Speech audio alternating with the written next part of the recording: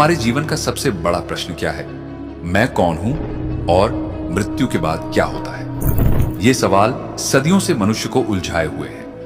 भारतीय आध्यात्मिकता में इन सवालों का उत्तर आत्मा और पुनर्जन्म के सिद्धांत में छुपा हुआ है। आज हम इन्हीं रहस्यमय विषयों की गहराई में उतरेंगे। आत्मा, यह एक अदृश्य, शाश्वत और दिव्य तत्व है। भगवत गीता में श्री कृष्ण कहते हैं, न जायते म्रियते व कदाचित, अर्थात आत्मा न जन्म लेती है न ही मरती है, वह सदा अमर रहती है। आत्मा वह ऊर्जा है जो हर प्राणी के भीतर विद्यमान है। यह हमारा सच्चा स्वरूप है जो शरीर, मन और बुद्धि से परे है।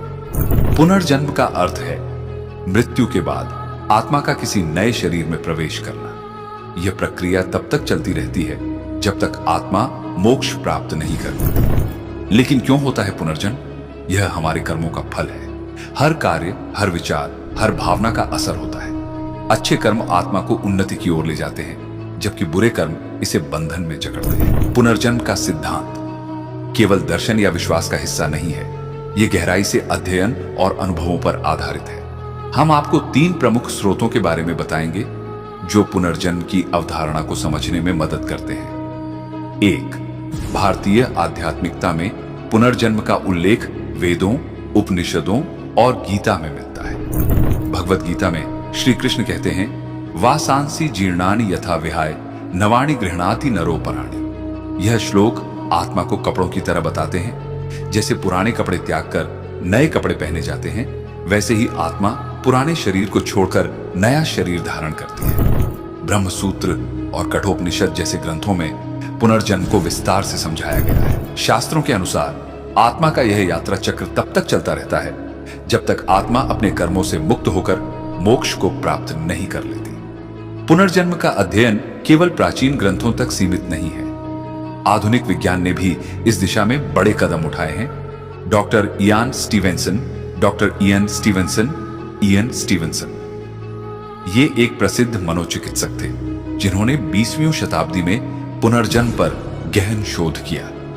उन्होंने दुनिया भर के 2500 से अधिक ऐसे मामलों का अध्ययन किया जहां बच्चों ने अपने पिछले जन्म की घटनाओं को याद किया। उदाहरण के तौर पर भारत में एक बच्ची ने अपने पिछले जन्म में अपने परिवार, घर और परिस्थितियों का सही विवरण दिया। जांच करने पर सभी बातें सही पाई गई। स्टीवेंसन ने पाया कि कई बच्चों के शरीर पर जन्म से मौजूद निशान उनके पिछले जन्म की मृत्यु के तरीके से मेल खाते थे। उदाहरण के लिए, यदि किसी व्यक्ति की पिछले जन्म में गोली लगने से मृत्यु हुई थी, तो उसके नए जन्म में शरीर पर वैसा ही निशान देखा गया। इन शोधों ने यह सिद्ध किया कि आत्मा अपने पिछले अनुभवों और स्मृतियों को नए शरीर में भी साथ ले जाती है। कई लोग अपने व्यक्तिगत अनुभवों के माध्यम से पुनर्जन्म की पुष्टि करते हैं।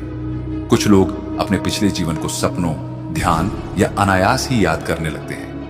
ये यादें इतनी स्पष्ट होती हैं कि वे उन स्थानों, लोगों और घटनाओं का सटीक वर्णन कर सकते हैं। ऐसे लोग जिन्होंने मृत्यु के करीब के अनुभव किए हैं, वे बताते हैं कि उन्होंने अपने शरीर से अलग होकर आत्मा के रूप में यात्रा की।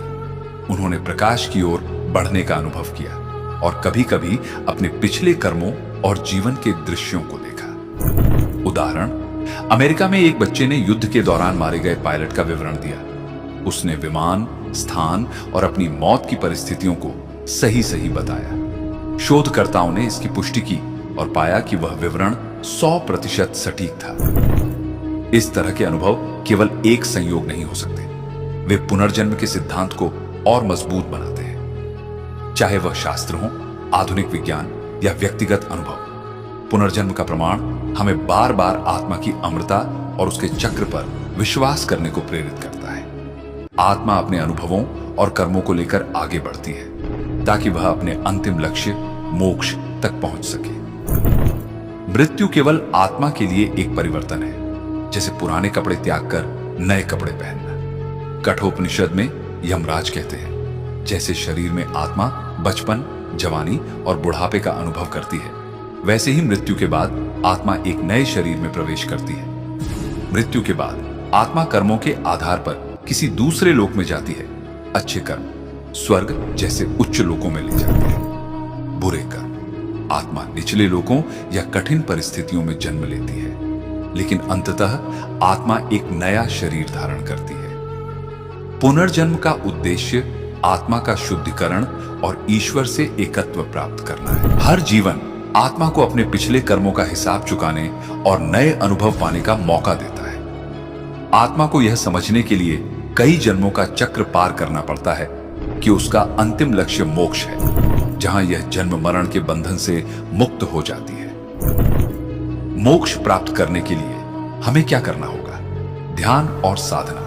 ध्यान से आत्मा के साथ जुड़ने का प्रयास करें। सत्कर्म और सेवा, परोपकार और सच्चे कर्मों का पालन करें। ज्ञान, वेदों और उपनिषदों के ज्ञान का अध्ययन करें।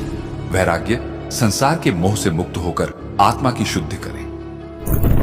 आत्मा और पुनर्जन्म का रहस्य यह सिखाता है कि हमारा हर कार्य महत्व रखता है।